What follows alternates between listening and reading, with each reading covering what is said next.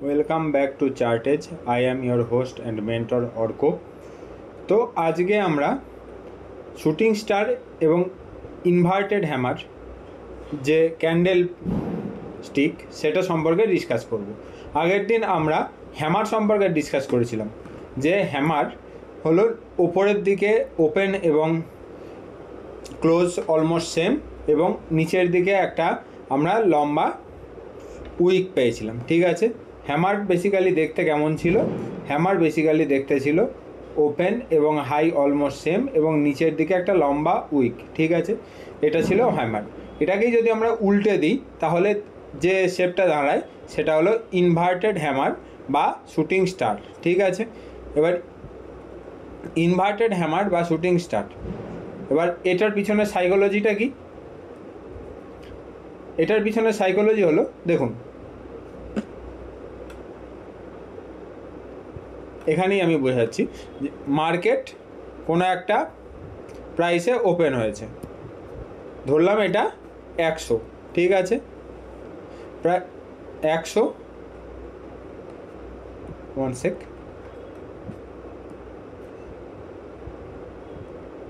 100 টাকায় ওপেন হয়েছে। তারপর সারাদিন মার্কেটে বুল বা ডিমান্ড সারাদিন ছিল, সেজন্য ওপরে উঠেছে ধীরে ধীরে। ঠিক আছে, এই প্রাইসটা গেছে 105। হ্যাঁ, সকাল থেকে ধরে নিলাম দুপুর 12টা পর্যন্ত প্রাইস 105 টাকায় গেছে। কিন্তু মার্কেট যখন ক্লোজিং আওয়ার্স তখন সাপ্লাই বা বেয়ার টিম এসে মার্কেটটাকে প্রাইসটাকে নিচে নামিয়েছে, প্রাইসটাকে নিচে নামিয়ে ক্লোজ করেছে 101 টাকায়। ঠিক আছে, তাহলে বেসিক্যালি কি কন্ডিশন দাঁড়ালো? 100 টাকায় ওপেন হয়ে 105 পর্যন্ত, মানে 5 পয়েন্ট ওপরে উঠেছিল, এটা সত্যি। কিন্তু দিনের শেষে বেয়ার টিম এসে 105 টাকার প্রাইসকে কমিয়ে 101 টাকায় নামিয়ে নিয়ে এসেছে বিকেল 3:30 পর্যন্ত। আমাদের কোন প্রাইসটা সব থেকে বেশি ইম্পর্টেন্ট? ওপেন এবং ক্লোজিং প্রাইস। সেই জন্য 100 থেকে 101, তার মানে কি ওপরের দিকে একটা লম্বা আমরা উইক পাচ্ছি। লম্বা ওপরের দিকে লম্বা উইক মানে কি? This is a negative signal, যে এখানে দিনের শেষে বেয়ার হাবি হয়েছে। যখন আমরা হ্যামার দেখেছিলাম তখন নিচের দিকে একটা বড় উইক ছিল। নিচের দিকে বড় উইক মানে কি? দিনের শেষে বুল হাবি হয়েছে। ঠিক আছে, কিন্তু এখানে যেহেতু নিচের দিকে কোনো তেমন উইক নেই, বা উইক থাকলেও হয়তো ছোট উইক আছে, কিন্তু ওপরের দিকে যেহেতু একটা বড় উইক আছে সেই জন্য এখানে কে হাবি হচ্ছে? বেয়ার। ঠিক আছে, বেয়ার মানে হলো সাপ্লাই, বুল মানে হলো ডিমান্ড। ঠিক আছে, ডিমান্ড হাবি হচ্ছে তাহলে ওপরের দিকে উঠবে, যদি সাপ্লাই হাবি হয় তাহলে নিচের দিকে নামবে। ক্লিয়ার? এখানে যে যদি 100-র বদলে 101-এ ক্লোজ হয় তাহলে এই ক্যান্ডেলটার কালার হবে হোয়াইট বা গ্রিন। যদি এটা উল্টো হয় বা 100 টাকায় হয়তো ওপেন হয়েছে 105 পর্যন্ত গেছে, তারপর নিচে এসে ধরলাম আমরা 99-এ ক্লোজ হয়েছে, তাহলে কি হবে? ক্যান্ডেলটার কালার রেড হবে। এটা ধরলাম 100 টাকায় ওপেন হয়েছে এবং এটা 99 টাকায় ক্লোজ হয়েছে এবং ওপরেরটা 105। তার ফলে কি হবে? ক্যান্ডেলটার কালার হবে ব্ল্যাক বা রেড। কিন্তু এখানে কালারটা খুব একটা বেশি ম্যাটার করে না, যেহেতু এখানে উইকটা ম্যাটার করে। উইকটা মানে এই যে ওপরে শ্যাডোটা অনেক বড়, সেই জন্য এখানে কোনো কালার ম্যাটার করে না। ঠিক আছে, ক্লিয়ার? এখানে আমরা থিওরি কি বলছে? Shooting star and inverted hammer can thought as a upside down hanging man or hammer, মানে হ্যামার বা হ্যাঙ্গিং ম্যানের উল্টো pattern. Real body occurs in the lower end of the trading range. Trading range মানে কি? Total high থেকে লো পর্যন্ত সেটা হলো ট্রেডিং রেঞ্জ। একদিনের ট্রেডিং রেঞ্জ মানে হলো হাই থেকে এই যে লো, এটা হলো ট্রেডিং রেঞ্জ। ঠিক আছে, এবার এখানে কি বলছে? প্রায় বডিটা কোথায় হবে? যে ট্রেডিং রেঞ্জের নিচের দিকে। The shooting star occurs at the peak and the inverted hammer occurs at the bottom. মানে কি? ওপরের দিকে একটা ট্রেন্ডের ওপরে যদি প্যাটার্নটা তৈরি হয় সেটাকে আমরা বলবো শুটিং স্টার, এবং যদি প্যাটার্নের একটা নিচের দিকে তৈরি হয় তাহলে সেটাকে বলবো আমরা ইনভার্টেড হ্যামার। ঠিক আছে, ক্লিয়ার? যারা বুঝতে পারবেন না কমেন্টে অবশ্যই জানাবেন যে বুঝতে পারছি না বা এই জায়গাটায় আমার ডাউট হচ্ছে, তা নাহলে কিন্তু আমি নিজে বুঝতে পারবো না যে আপনারা কোথায় না বুঝতে পারছেন না। ঠিক আছে, না বুঝে কিন্তু ক্লাস করার কোনো মানে হয় না।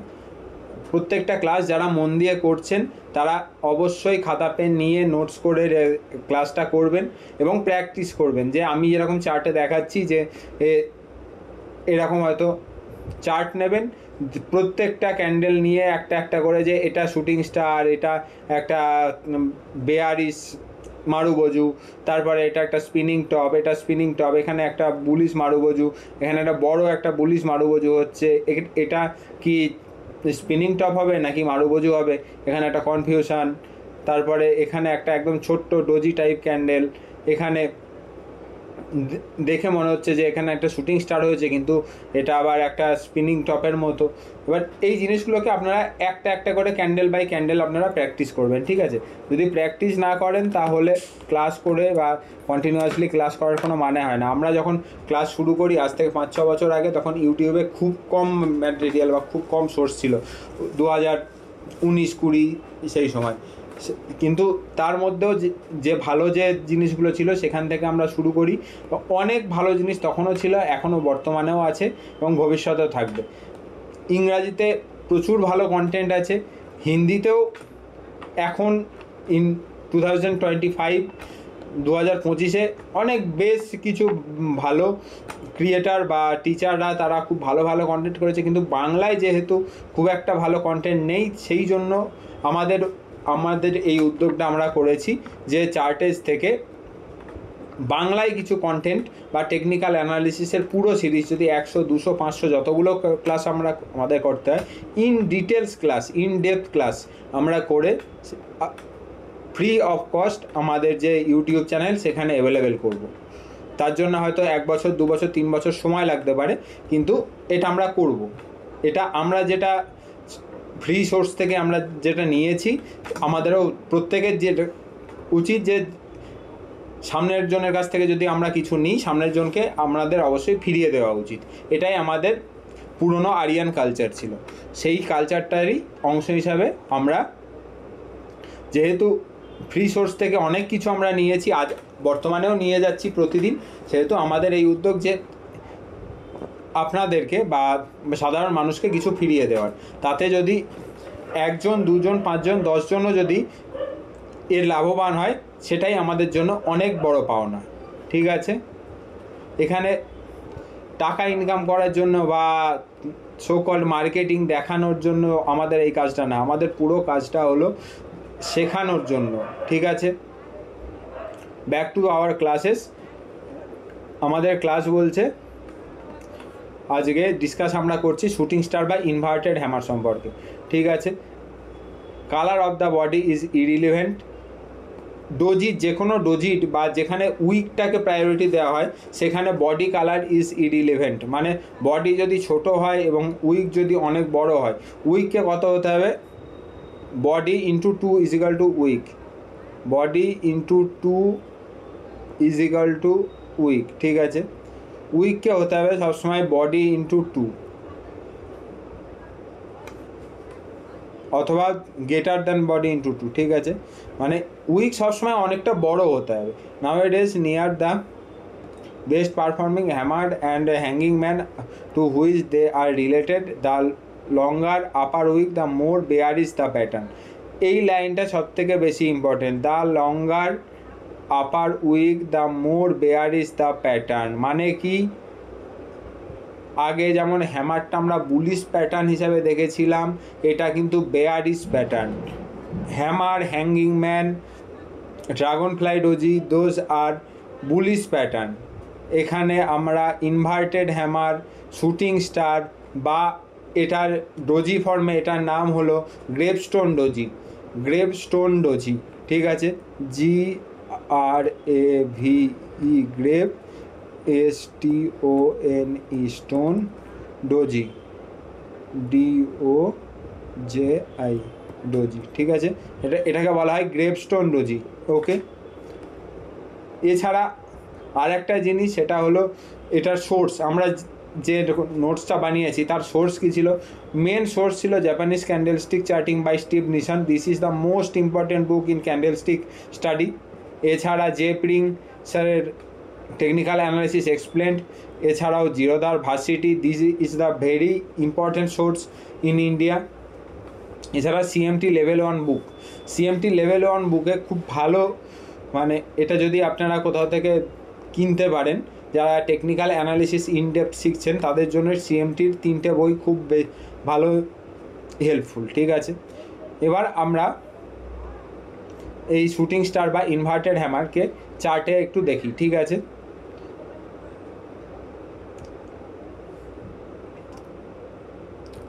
মোটামুটি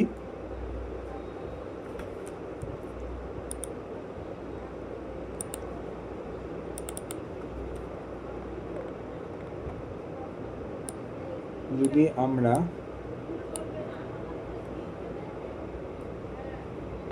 2024 জানুয়ারি থেকেও নিই তাহলে আমরা দেখব যে শুটিং স্টারের বা রিলিভেন্স কতটা। ঠিক আছে, এখানে যেমন আমরা দেখছি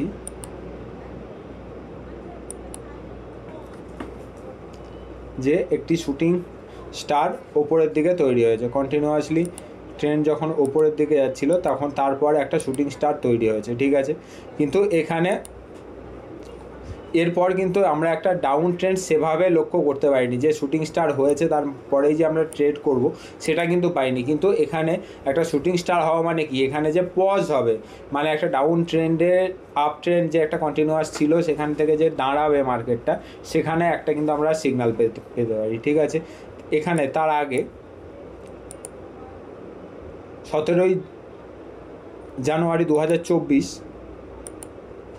ক্যান্ডেলটিতে আমরা দেখতে পাচ্ছি গ্যাপ ডাউন হয়েছিল এবং তারপরে একটা শুটিং স্টার বা গ্রেভস্টোন ডোজি তৈরি করেছে। তার মানে কি, সেদিন গ্যাপ ডাউন হওয়ার পর মার্কেট ওপরের দিকে একটু ওঠার চেষ্টা করেছিল, কিন্তু বেয়ার এসে আবার নিচের দিকে নামিয়ে দিয়েছে। তার মানে কি, সেদিন বেয়ারিশনেস খুব বেশি ছিল, মার্কেটের বেয়ারিশনেসটা খুব বেশি। ঠিক আছে,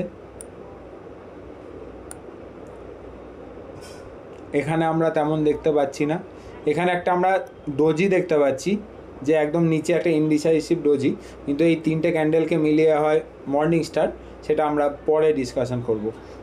আরও হয়তো 3-4টি ক্লাস পরে হয়তো মর্নিং স্টার, ইভিনিং স্টার এই ধরনের ডিসকাশনগুলো আসবে। ঠিক আছে, এখানে আমরা আগের ক্লাসে দেখেছি দিস ওয়ান ইজ তারুই মেড, যে ক্যান্ডেলটা সেটাকে বলা হয় হ্যামার।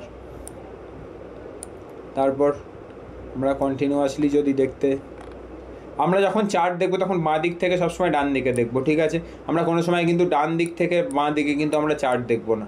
চার্ট স্টাডি যখন করবো যে এইভাবে আমরা চার্ট স্টাডি করছি বাঁ দিক থেকে ডান দিকে, কিন্তু সেটা কিন্তু করবো না। আমরা সবসময় চার্ট স্টাডি করবো বাঁ দিক থেকে ডান দিকে, ধীরে ধীরে ধীরে ধীরে বাঁ দিক থেকে ডান দিকে আমরা চার্ট স্টাডি করবো। ঠিক আছে, এবং চেষ্টা করব আমরা প্রথমে কমপক্ষে 6 মাস ডেইলি টাইম ফ্রেমে চার্ট প্র্যাকটিস করার, কমপক্ষে 6 মাস।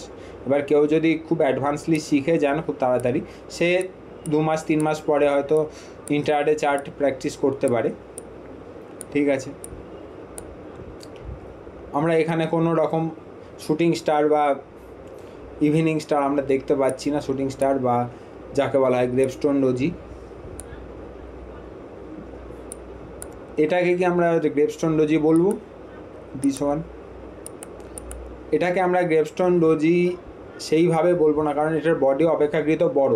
এর বডি যদি আরও ছোট হতো সেটাও তো আইডিয়াল, কিন্তু এটাকে বলা যেতে পারে, কিন্তু এটা না ট্রেন্ডের ওপরে বা ট্রেন্ডের নিচে হয়েছে। এখানে আরেকটা জিনিস ইম্পর্টেন্টলি বলে দিই, যদি আগের দিন আমরা হ্যামার যখন পড়েছিলাম তখন আমরা কি বলেছিলাম, যদি ডাউন ট্রেন্ডের নিচে যদি হ্যামার ক্রিয়েট হয় তাহলে আমরা বুল সাইডে ট্রেড নিতে পারি, কিন্তু যদি আপ ট্রেন্ডের ওপরে হ্যামার তৈরি হয় সেখান থেকে কিন্তু কোনো রকম বেয়ারিশ ট্রেড নেব না। কারণ কি, hammer is a bullish candle. উল্টো দিকে দেখুন, বেয়ারিশ এই শুটিং স্টার বা গ্রেভস্টোন ডোজি এটা হলো বেয়ারিশ ক্যান্ডেল। এখানে যদি ট্রেন্ডের ওপর দিকে যদি আমরা যদি একটা শুটিং স্টার বা গ্রেভস্টোন ডোজি বা ইনভার্টেড হ্যামার পাই ওপরে, মনে করুন এই 26শে সেপ্টেম্বর এখানে আমরা পেয়েছিলাম এই 4 অক্টোবর 2024 টাইপের একটা ক্যান্ডেল, তার নিচে কিন্তু আমরা শর্ট করব। কিন্তু যদি একটা ট্রেন্ড কন্টিনিউয়াসলি নিচে আসছে, তার কাছে যদি নিচে যদি আমরা একটা এই রকম পাই, সেটারও কিন্তু রিভার্সাল প্লে হবে না, সেখানে কিন্তু কন্টিনিউশন প্লে হবে। কারণ এটা সাইকোলজিটা বুঝতে হবে, এটা সাইকোলজি হলো বেয়ারিশ, এখানে হবে আমাদের বেয়ারিশ প্লে, এখানে কিন্তু বুলিশ প্লে হবে না। যদি ট্রেন্ডের নিচের দিকে যদি একটা ইনভার্টেড হ্যামার তৈরি হয়, সেখান থেকে কিন্তু আপনারা বুলিশ প্লে করতে যাবেন না, করবেন না, ঠিক আছে। কন্টিনিউয়াসলি ডাউন ট্রেন্ডের মাঝে এই যে এখানে আমরা একটা পেলাম কি inverted hammer, this one is inverted hammer বা একটা গ্রেভস্টোন ডোজি, ঠিক আছে। এখানে প্লে থিওরিটিক্যালি হয়েছে, কিন্তু প্র্যাকটিক্যালি এটা করা সম্ভব না। মানে যদি আমাকে বলেন কাজ করতে, সেখানে কিন্তু আমি কাজ করব না। কারণ কি, এখানে কন্টিনিউয়াসলি ট্রেন্ডটা নেগেটিভ, এবং নেগেটিভের মাঝে কিন্তু আরও একটা নেগেটিভ ক্যান্ডেল হয়েছে, সেখান থেকে কিন্তু আমি পজিটিভ প্লে করব না। আমি কোথায় পজিটিভ প্লে করব? আমি পজিটিভ প্লে করব এই যে মারুবোজু ক্যান্ডেলটা, মানে বিগ গ্রিন একটা মারুবোজু ক্যান্ডেল হয়েছে, এটার উপরে হয়তো আমরা একটা পজিটিভ প্লে করতে পারি, ঠিক আছে। কিন্তু যেখানে ইনডিসাইসিভনেস আছে, সেখানে কিন্তু আমরা ডিসিশান নেব না, ওকে। সেখানে আমরা 2-4% ওপরে গিয়ে ট্রেড নেব, কিন্তু সেই ট্রেডটা চলার প্রবাবিলিটি বেশি থাকে যে অপেক্ষাকৃত আগের, বা যেখানে ইনডিসাইসিভনেস আছে সেখানকার ট্রেড নেওয়ার জন্য, ঠিক আছে। এখানেও যে ট্রেড খুব একটা ভালোভাবে চলেছে সেটা না, কিন্তু মোটামুটি 1:2 এর রিস্ক টু রিওয়ার্ড দিয়েছে, যদি আমরা পুরোটাকে হোল্ড করতে পারি তবে। এরপর কন্টিনিউয়াসলি চলছে, এখানে আমরা পাচ্ছি একটা হ্যাঙ্গিং ম্যান টাইপ ক্যান্ডেল, কিন্তু এটার কোনো রিলিভেন্স নেই, মাঝে হয়েছে। এখানে একটা পিকচার পারফেক্ট ডোজি পাচ্ছি,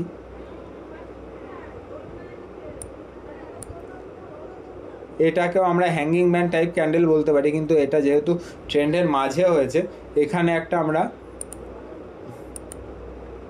পাচ্ছি শুটিং স্টার, কিন্তু এটার কোনো রিলিভেন্স তেমন একটা হবে না, কারণ এটা ট্রেন্ডের মাঝে হয়েছে, এবং ডাউন ট্রেন্ডের মাঝে যদি শুটিং স্টার পাই, সেটা হলো কন্টিনিউশন প্যাটার্ন, সেটা কিন্তু রিভার্সাল প্যাটার্ন নয়, ঠিক আছে। এখানে তেমন নেই, এখানেও এটাকে আমরা শুটিং স্টার বলতে পারি না, কারণ এটার বডিটা অনেকটা বড়। যদি বডিটা ছোট হতো, সেটাকে বলা যেত শুটিং স্টার, এবং এখান থেকে একটা রিভার্সাল প্লে, এখান থেকে একটা কন্টিনিউশন প্লে করা যেত, ঠিক আছে। যদি বুঝতে কোনো জায়গায় কারোর অসুবিধা হয় বলতে পারেন, কমেন্ট করে আপনারা বলতে পারেন, সেখানে কিন্তু অবশ্যই চেষ্টা করব যে সেটাকে বোঝানোর, ঠিক আছে। এছাড়া এখানে তেমন কোনো রকম শুটিং স্টার টাইপ আমি দেখছি না, এটা শুটিং স্টার নয়, কারণ এখানে বডিটা অনেকটা বড়। এটা টাইপ অফ শুটিং স্টার, কিন্তু এটা আরও যদি উইক বড় হতো, তাহলে এটাকে শুটিং স্টার বলা যেত, ঠিক আছে। এইগুলো হলো shooting star, this two are shooting star বা ইনভার্টেড হ্যামার। এরকম ফরমেশন যদি আমরা কন্টিনিউয়াসলি একটা আপ ট্রেন্ডের পরে গিয়ে আমরা পাই, একটা যদি লম্বা আপ ট্রেন্ডের পরে গিয়ে যদি এরকম পরপর 2-3টে যদি শুটিং স্টার পাই, তার নিচে আমরা এখানে শর্ট করতে পারি। আমরা কোথায় শর্ট করব? আমরা শুটিং স্টারের নিচে শর্ট করব, মানে তার পুরো ক্যান্ডেলের যে লো, তার নিচে আমরা শর্ট করব, এবং স্টপ লস কোথায় রাখবো? স্টপ লস রাখবো এখানে, ঠিক আছে। মানে একটি বা দুটি ক্যান্ডেলের যে হাই, তার উপরে রাখবো আমরা স্টপ, এবং টার্গেট আমাদের কি হবে? আমাদের টার্গেট হবে 1:2, 1:3, ঠিক আছে। এখানে প্লে হয়নি, এখানে ট্রেডের এন্ট্রি হয়নি, সেই জন্য, কিন্তু এখানে আমাদের টার্গেট হবে মোটামুটি 1:2, 1:3, এবং সেখানে যদি কোনো সাপোর্ট বা রেজিস্ট্যান্স থাকে ইম্পর্ট্যান্ট, সেটাকেও আমরা টার্গেট ধরে রাখতে পারি। বা সাপোর্ট রেজিস্ট্যান্স কি, সেটা ক্যান্ডেল স্টিক যতগুলো প্যাটার্ন আছে সেগুলো ক্লাস করার পরে আমরা পড়ব। আমরা ডাও থিওরিতে যেটা পড়েছিলাম, পিক অ্যান্ড থ্রো, মানে হায়ার হাই হায়ার লো, সেটাই হলো সাপোর্ট অ্যান্ড রেজিস্ট্যান্স, ঠিক আছে। সেই যখন হায়ার হাই যখন ব্রেক করছে, সেটা রেজিস্ট্যান্স ব্রেক করছে, লোয়ার লো যখন ব্রেক করছে, সেটা হলো সাপোর্ট ব্রেক করছে। সাপোর্ট রেজিস্ট্যান্স একটা one of the most important topic in technical analysis. এটাকে আমরা ইন ডিটেলস কয়েকটি ক্লাসের মাধ্যমে পড়ব, তো আজকের মতো ক্লাস এখানেই শেষ করছি। নেক্সট ক্লাসে আর একটা অন্য কোনো একটি প্যাটার্ন নিয়ে দেখা হচ্ছে। প্রত্যেকে মন দিয়ে ক্লাসগুলি করবেন এবং নোটস করবেন এবং প্র্যাকটিস করে অবশ্যই নিজেরা অ্যানালিসিস করবেন বা আমাকে পাঠাবেন। আমাকে পাঠানোর জন্য কোনো রকম ভাববেন না যে আমি পাঠালে আমি দেখবো কিনা, আমি অবশ্যই চেষ্টা করব প্রত্যেকের ক্লাসটা দেখার। এবং যেটা যদি ভালো লাগে ক্লাসটা, যদি বুঝতে পারেন তাহলেও কমেন্ট করবেন হ্যাঁ ভালো লেগেছে ক্লাসটি, আমি খুব ভালোভাবে বুঝেছি। যদি না বুঝতে পারেন তো আপনি কমেন্ট করবেন যে হ্যাঁ আমি এই জায়গাগুলো বুঝতে পারিনি, আর একবার পারলে আরেকটি ছোট ভিডিওর মাধ্যমে আপনি বুঝিয়ে দিন। এটা করবেন। এবং যদি সম্ভব হয় একটা রিকোয়েস্ট যে চ্যানেলটিকে পারলে সাবস্ক্রাইব করবেন। তার ফলে কি হবে, আপনারা প্রতিদিন কন্টেন্টটাকে রেগুলার দেখতে পারবেন এবং ইউটিউবও জানতে পারবে যে আমরা কিছু একটা ভালো কাজ করছি। ঠিক আছে, আজকের মতো ক্লাস এই পর্যন্তই। সবাই ভালো থাকবেন। পরের দিনের ক্লাসে দেখা হচ্ছে। বাই।